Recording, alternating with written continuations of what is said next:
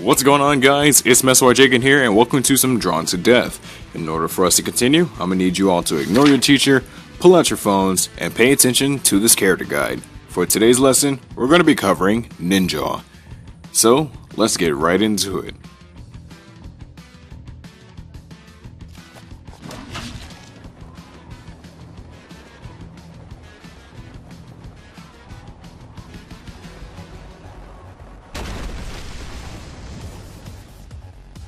Ninjaw has 4 abilities at her disposal, along with a perk that activates when she's at or below 50% health.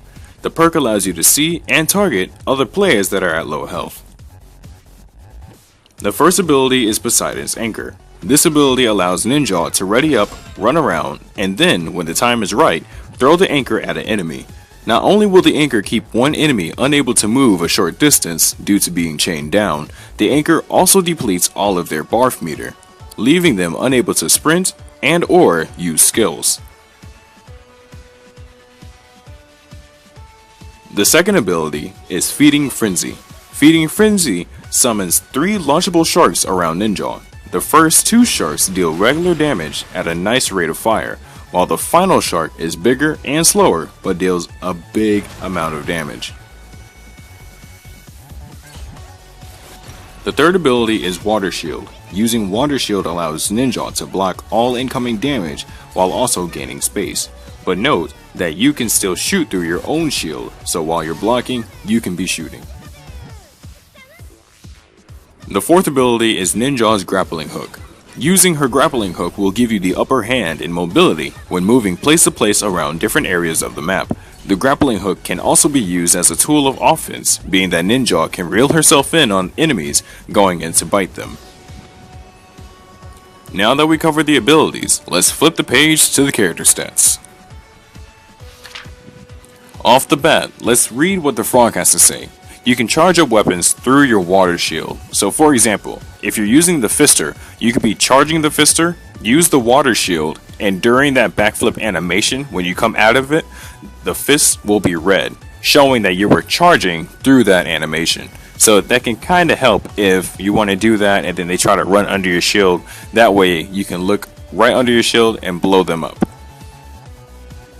Now in red text, looking at the top, explosive can't go through water shields. So while bullets can, if you're charging up a weapon, again, like the fister, and you try to shoot it, it's going to blow up on the shield. You cannot shoot explosives through the shield, so be wary of that.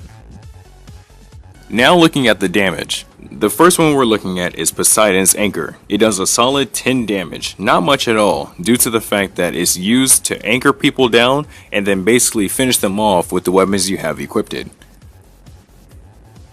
The second one is Feeding Frenzy, doing 20 damage with the blue sharks and then 40 with the red one.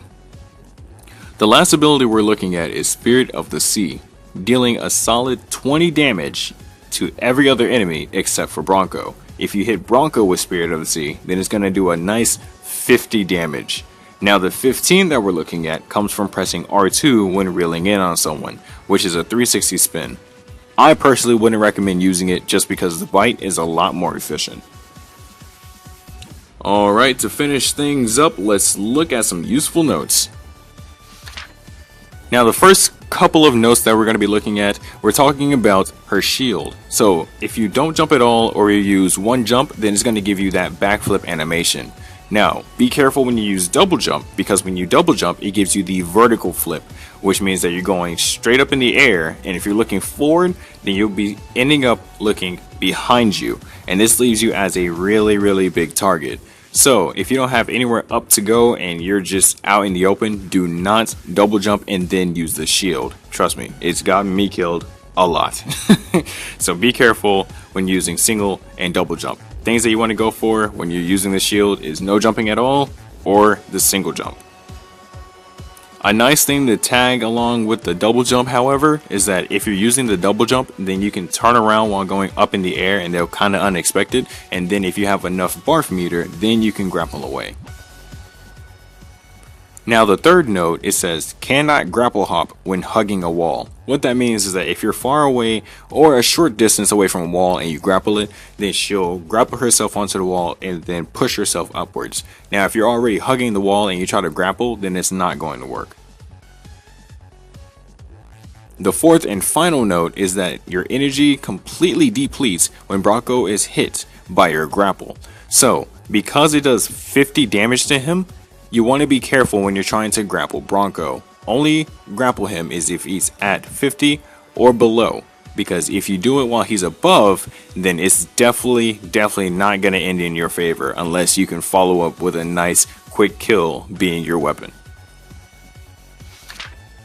Okay, that about wraps it up. So hopefully this character guide was helpful, and if it was, then be sure to leave a like and comment in the comment section below. Now I'm going to leave you guys off with some gameplay of Ninjaw. This is Metsu and I'll catch you guys in the next one. I'm out. Peace.